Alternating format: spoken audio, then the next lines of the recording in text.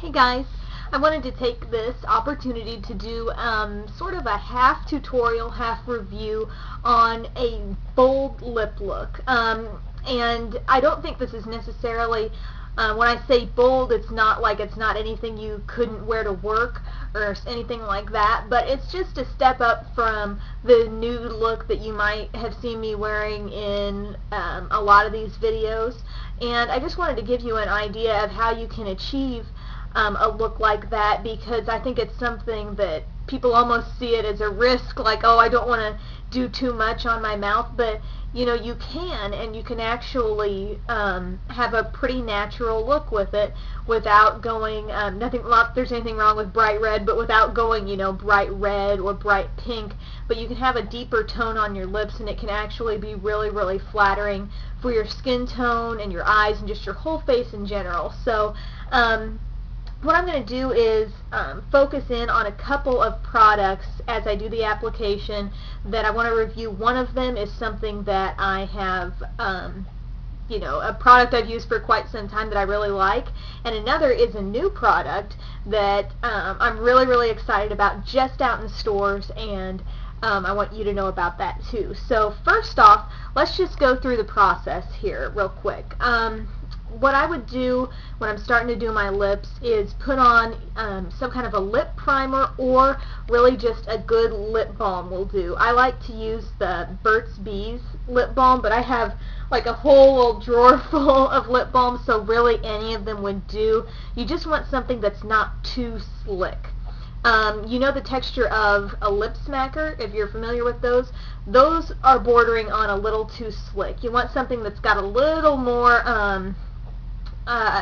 almost, I don't want to say stickiness, but it's something that feels like it's adhering to your lips a little more, something a little thicker maybe. And so I think Burt's Beeswax lip balm, the regular, or they have the pomegranate kind that I like too. But my first step, I'm just going to flick this on my lips like I normally would. And this could be a good stopping point for you if you want a natural look.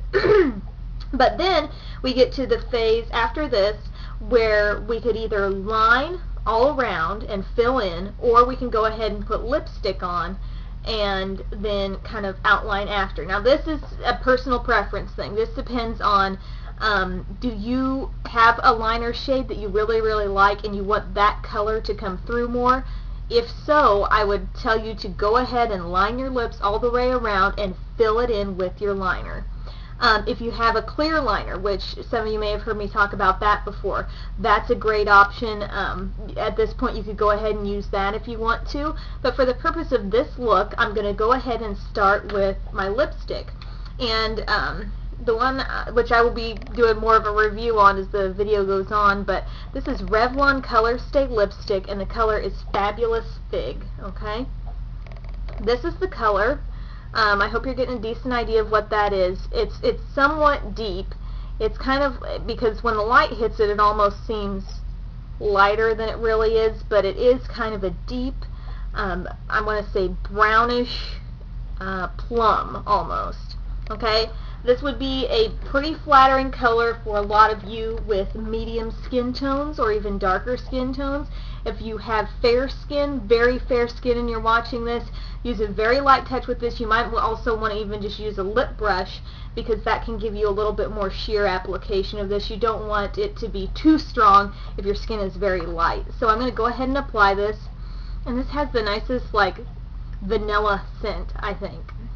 But I'm going to go ahead and just apply it on my lips.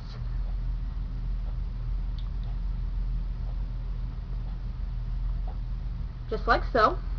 So you can see it's pretty deep, and when you put it over that lip balm, it does have kind of a shine, but this is semi-shiny anyway. I wouldn't say it's a totally matte lipstick, because it still feels like it's really moisturizing, and it is a Colorstay product, so it does have pretty good staying power.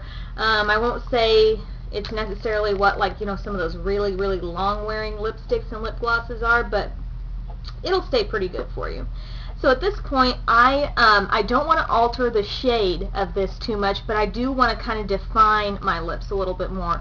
So I'm going to use a neutral colored lip liner, and this is the Mary Kay lip liner in neutral. And by the way, when I'm talking about these products, if you know of a color that you feel is similar, by all means go ahead and use it. I'm not saying these are the only products that can give you this look, but it's what I'm using today. So and what I'm going to do, since I really just want to sort of give my lips a little bit more defined look, and I know this color is a little bit lighter, I'm just going to work in around the, I guess, Cupid's bow area here. Just give that a little more definition, and also just go over it. It's like I'm outlining. It's like when you colored something as a little kid, and then you went back and outlined it, and it looked a lot better. Okay, so that's just what I'm doing there. It's really easy step, and some of you might be getting concerned, like, oh, I don't want a lip line to show outside my lipstick. That's not at all what we're doing here. We are making sure we use a lip liner that is not darker than the lipstick, so that's a key there. Then over the top of this, for just a little more shine, and to also make this go from more of a brownish shade to give a little bit more of a berry tone, I'm going to take my L'Oreal Hip Jelly Balm, and the color is Succulent. And if you can see what color this is, it's kind of a, I want to say, a berry toned pink. Smells like cotton candy. I'm not even kidding you. This is so good. This is really new out in stores. I was talking about my old favorite, that was the Colorstay lipstick, and this is the new one. And I'm just going to use my finger. You could use a lip brush as well.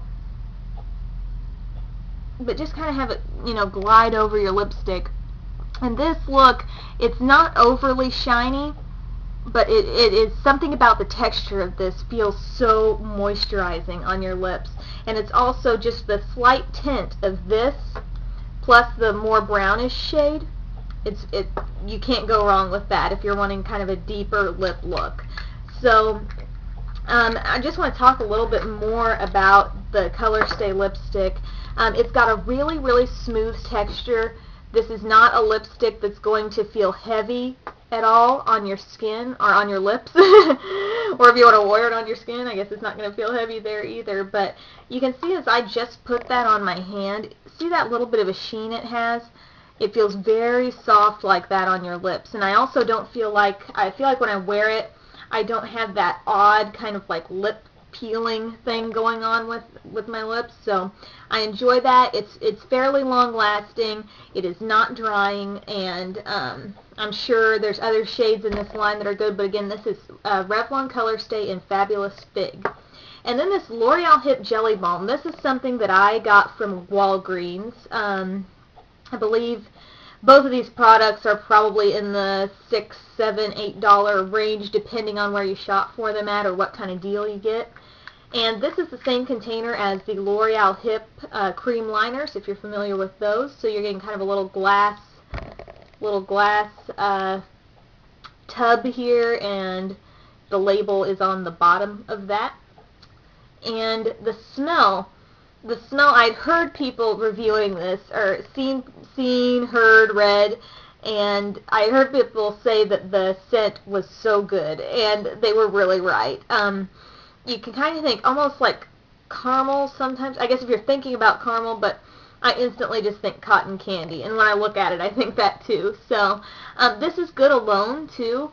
All of these products I use can stand alone. The Burt's Bees lip balm, the lip liner, if you even wanted to do that for a really matte look, the lipstick, and this. This is going to be a sheer, just give your lips a hint of berry color. I have heard this compared to MAC Tender Tone lip gloss. I don't have that, so that doesn't really mean a whole lot to me, but if you're watching this and you're familiar with that product, a lot of people say this is like that. So anyway, I hope you found this tutorial/review useful on these products. I hope maybe this will help give you guys the courage to do a lip look that's a little more bold, just a little step up from the normal neutral look that you might wear on a day-to-day basis. So thanks so much for watching.